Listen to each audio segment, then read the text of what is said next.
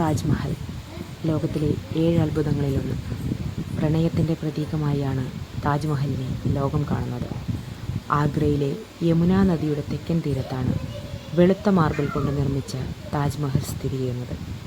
മുഗൾ ചക്രവർത്തിയായ ഷാജഹാൻ തൻ്റെ പ്രിയപ്പെട്ട ഭാര്യ മുംതാസിൻ്റെ ഓർമ്മയ്ക്കായി ഇത് നിർമ്മിച്ചു. 1632 ആരംഭിച്ച നിർമ്മാണം 1643 പൂർത്തിയായി. പക്ഷേ മിനുക്കുപണികൾ കൂടി പൂർത്തിയായി വന്നപ്പോഴേക്കും 10 വർഷത്തേക്ക് കൂടി കടന്നുപോയി. മൊത്തം 22 വർഷം കൊണ്ടാണ് പണി പൂർത്തിയായത്. ചതുരാകൃതിയിലുള്ള പ്ലാറ്റ്ഫോമിൽ സ്ഥിതി ചെയ്യുന്ന താജ്മഹൽ മുഗൾ വാസ്തുവിദ്യയുടെ മാസ്റ്റർ പീസാണ്. ഇത് പേർഷ്യൻ, ഇന്ത്യൻ, ഇസ്ലാമിക് വാസ്തുവിദ്യാ ഘടകങ്ങളുടെ സമന്വയമാണ്. ഉസ്താദ് അഹമ്മദ് ലാഹോറിയാണ് താജ്മഹലിൻ്റെ പ്രധാന ശില്പി. കാലത്തിൻ്റെ കവിളിൽ വീണ കണ്ണുനീർത്തുള്ളി എന്നാണ് രവീന്ദ്രനാഥ ടാഗോർ താജ്മഹലിനെ വിശേഷിപ്പിച്ചിരിക്കുന്നത്.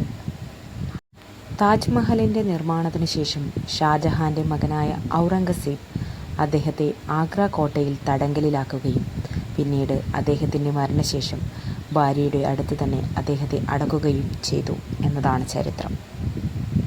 ചരിത്രം താളുകളിൽ രേഖപ്പെടുത്തിയത് നിങ്ങൾക്ക് കൂടി പങ്കുവയ്ക്കുന്നു എന്ന് മാത്രം. Thanks for watching my video.